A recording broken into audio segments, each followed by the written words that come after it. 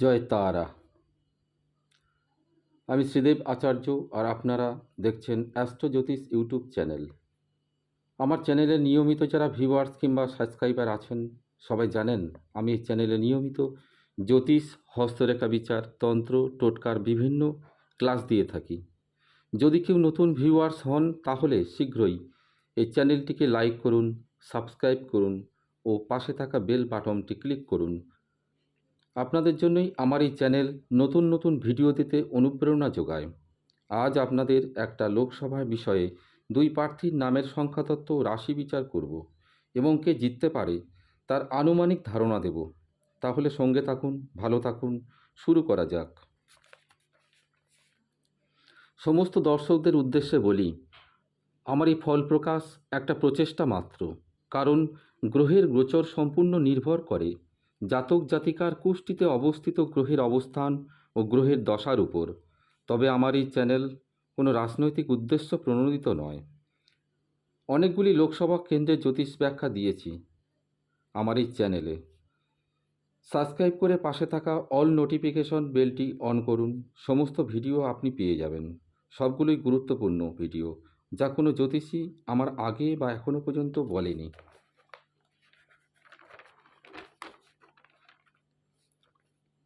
চলুন আলোচনা করি। ঘাটাল লোকসভা কেন্দ্র। আপনারা জানেন ঘাটাল লোকসভা কেন্দ্র 2024 লোকসভা ভোটের জন্য খুবই গুরুত্বপূর্ণ। টিএমসি থেকে দাঁড়িয়েছেন দীপক অধিকারী ও বিজেপি থেকে দাঁড়িয়েছেন হিরণময় চ্যাটার্জি। এবার আলোচনা করা যাক দীপক অধিকারী নামের সংখ্যাতত্ত্ব বিচার। DEEPAK ADHIKARI। দীপক নামকে যদি আমরা সংখ্যাতত্ত্বের হিসেবে যোগ করি 6 হয়, অধিকারীকে সংখ্যাতত্ত্বের হিসেবে 7 হয়, 6-এর সাথে হয় 13, 13কে যদি সংখ্যাতত্ত্বের হিসেবে যোগ করা যায় হয় 4। রাহুর সংখ্যা, রাহুর সংখ্যা হলো 4। রাহুর বন্ধু গ্রহ হলো বুধ এবং শুক্র। রাহুর শত্রু গ্রহ রবি, মঙ্গল, চন্দ্র। রাহু নিরপেক্ষ গ্রহ হলো বৃহস্পতি। এবার জন্ম তারিখ নিয়ে আলোচনা করব। দীপক অধিকারী ডেট অফ বার্থ 25/12/1982। 2024 থেকে 1982 বিয়োগ করলে হয় 42 বছর, অর্থাৎ দীপক অধিকারীর বয়স 42 বছর। 2024-এর সাথে 42 যোগ করলে 2066 সংখ্যাতত্ত্বের যোগফল হয় 14, 14কে যোগ করলে হয় 5। বুধের সংখ্যা, বুধের সংখ্যা 5। বুধের বন্ধু গ্রহ হলো রবি, শুক্র। শত্রু গ্রহ হলো চন্দ্র। বুধের নিরপেক্ষ গ্রহ হলো মঙ্গল, বৃহস্পতি ও শনি। এবার আসবো রাশি আলোচনায়। 25/12/1982 জন্ম তারিখ হলে রাশি হয় মকর। এবার আসবো মকর রাশি বর্তমান অবস্থান ও 3 মাসের ফলাফল সম্পর্কে।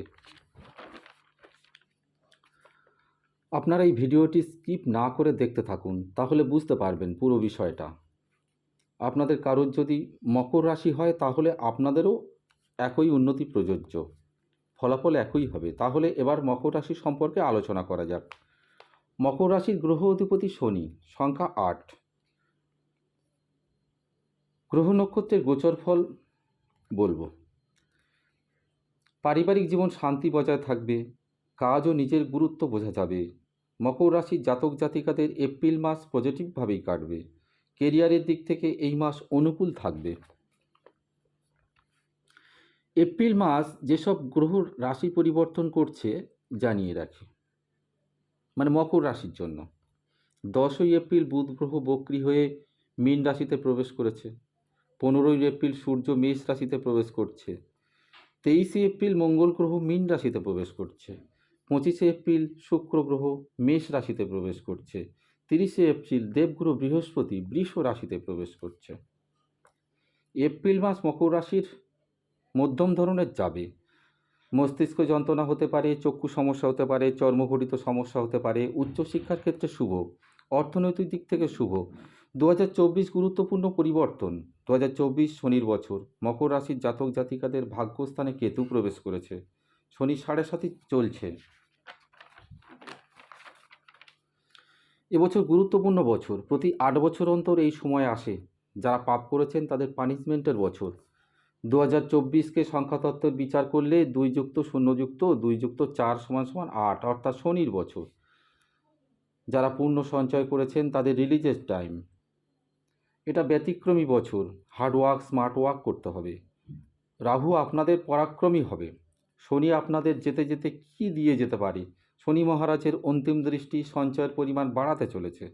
1 মের পর আপনাদের মায়ের দিকে নজর রাখতে হবে। আপনাদের রাশির অধিপতি শনি বছরের শুরুতে মার্গী, যে কোনো প্রকার চ্যালেঞ্জে কিন্তু আপনারা জয়ী হতে পারেন। এতক্ষণ সঙ্গে আছেন, যদি এখনও পর্যন্ত চ্যানেলটিকে সাবস্ক্রাইব না করেন সাবস্ক্রাইব করুন।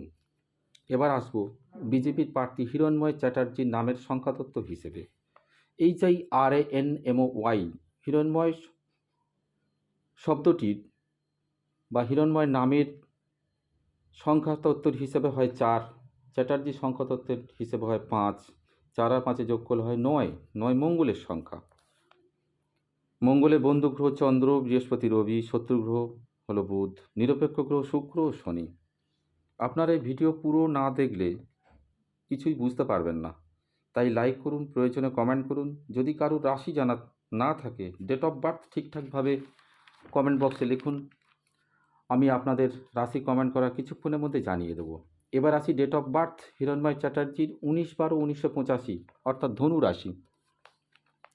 2024 থেকে 1985 যোগ করলে হয় 39, অর্থাৎ হিরণ্ময় চ্যাটার্জির বয়স 39। 2024-এর সাথে 39 যোগ করলে 2063 সংখ্যাতত্ত্বের যোগফল 2063, 2 যুক্ত 0 যুক্ত 6 যুক্ত 3 সমান সমান হয় 11, 11কে 1 যুক্ত 1 সমান 2। চন্দ্রের সংখ্যা হলো 2।